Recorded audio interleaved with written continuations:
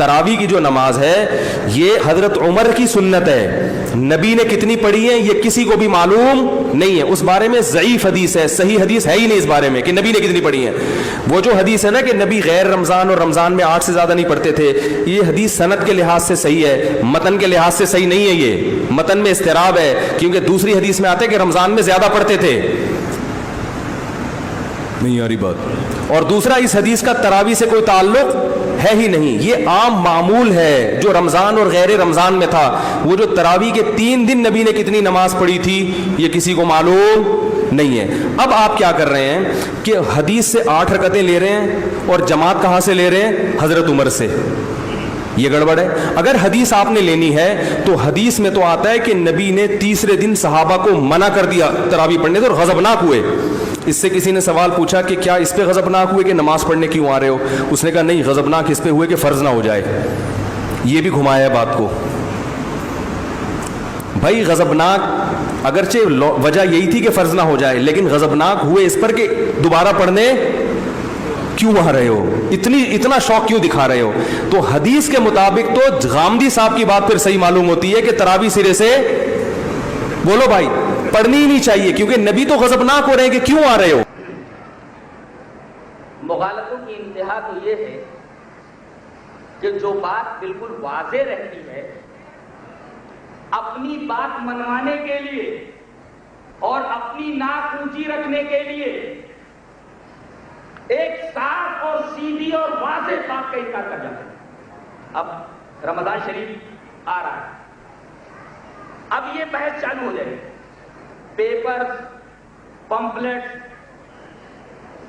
اخبارات اس سے آپ کو بھرے پڑے ملیں گے کہ بھائی 20 رکعت تراویح یا 8 رکعت تراویح کب سے ہوتا آ رہا ہے، اب تک حفاظ نہیں ہو۔ اور اس میں یہ کہا جاتا ہے کہ حضرت عمر رضی اللہ تعالی عنہ نے 20 رکعت تراویح کا حکم دیا، یہ بات کہی جاتی ہے نا، جبکہ معاملہ اس کے الٹا ہے، حضرت عمر رضی اللہ تعالیٰ عنہ نے صرف 11 کا حکم دیا۔ اب بتائیے، ایک صاف بات کو اس طرح پیش کیا جاتا ہے کہ حقیقت چھپ جاتی ہے اور فسانے لوگ ذہن نشین کر بیٹھتے ہیں۔ صاف روایت میں ہوتا ہے، امام مالک میں موجود ہے، روایت اس طرح ہے، وعن سعید بن یزید انه قال امر عمر بن الخطاب رضی اللہ تعالی عنہ ابی بن کعب وتمیم الداری ان يقوم للناس ب11 ركعه قال وكان القارئ يقرأ بالمئين حتى كنا نعتمد على العصي من طول القيام وما كنا ننصرف الا بوضوء الفجر، رواه مالک موقع۔ حضرت سعید بن یزید فرماتے کہ حضرت عمر بن خطاب نے 2 صحابیوں کو، ابی بن کعب کو اور تمیم داری کو، حکم دیا کہ وہ جائیں لوگوں کو 11 رکعت تراویح پڑھائیں، یقوم للناس ب11 رکعت، پوری روایت نے پڑھ دی کہ 11 رکعت تراویح جا کر کے پڑھائیں۔ اور راوی آگے پڑھتا ہے کہ ہم لوگ جب تراویح پڑھنے کے لیے جاتے ہیں تو تراویح کیسی ہوتی ہے؟ اٹھا پٹک نہیں ہوتی تھی، تراویح کیسی ہوتی تھی؟ تراویح کی کیفیت بتا رہے ہیں راوی، بات راوی کہتا ہے وَكَانَ الْقَارِئُ يَقْرَأُ بِالْمِئِينِ، ایسی سورتیں پڑھتا تھا وہ 100 آیتیں پڑھتا چلا جاتا تھا، یہاں تک کہ ہم لوگ اپنی لاٹھیوں کا سہارا لیتے تھے قیام کے لمبا ہونے کی وجہ سے، یا تو کھڑے ہوئے گڑبڑ گڑبڑ یا ملون گڑبڑ گڑبڑ تا ملون اللہ ہو سمجھ اللہ ہو، تو وہاں عالم یہ تھا کہ ہم لوگ اپنی لاٹھیوں کے اوپر سہارا لیتے تھے، حتیٰ كنا نعتمد على العصي من طول القيام، قیام اتنا لمبا ہوتا تھا کہ ہم اپنے لاٹھیوں کے اوپر سہارا لیتے تھے، وما كنا ننصرف الا بوضوء الفجر، اور جب صبح ہونے کو ہوتی تھی تب ہم واپس لوٹتے تھے۔ ایک نکتہ یہاں سے لیتے جائیے، کہتے ہیں کہ تراویح الگ ہے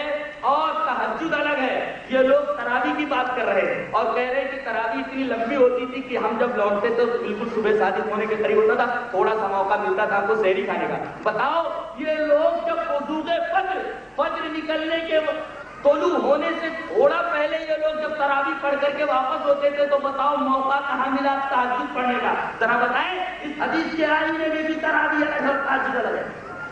یہ حدیث نہیں بتاتے اس لیے کہ حدیث جب بیان کریں گے تو ایک تو یہ ملے گا کہ حضرت عمر نے ابی بن کعب اور تمیم داری کو 11 رکعت پڑھانے کا حکم دیا، اور دوسرے یہ بھی ملے گا کہ جلدی جلدی تراویح نہیں پڑھنی چاہیے، اور تیسرے یہ بھی ملے گا کہ جب وہ لوگ صبح شادی کے قریب لوٹتے تھے تو پھر تہجد کب پڑھتے تھے، اور ہم لوگ کہتے ہیں کہ تہجد الگ ہے تراویح الگ ہے۔ یہ روایت ہنسانے والی تھی، ان کے ہاتھوں پیروں میں بیڑیاں ڈالنے والی روایت تھی، لہذا اس روایت سے بہت دور رہتے، اس روایت کو